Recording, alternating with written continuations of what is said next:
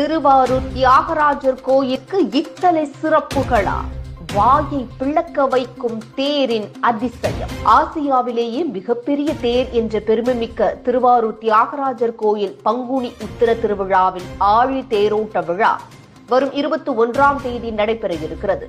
பஞ்சபூத ஸ்தலங்களில் பூமிக்குரிய ஸ்தலமாகவும் சர்வதோஷ பரிகார ஸ்தலமாகவும் திருவாரூர் தியாகராஜர் கோவில் வீற்றிருக்கிறது. சைவ சமயத்தின் தலைமை பீடமாகவும் இந்த கோயில் பெருமை கொண்டு விளங்குகிறது. இத்தகைய சிறப்பு வாய்ந்த கோயிலில் ஆண்டுதோறும் நடைபெறும் ஆழி தேரோட்டம் உலக புகழ் பெற்றது.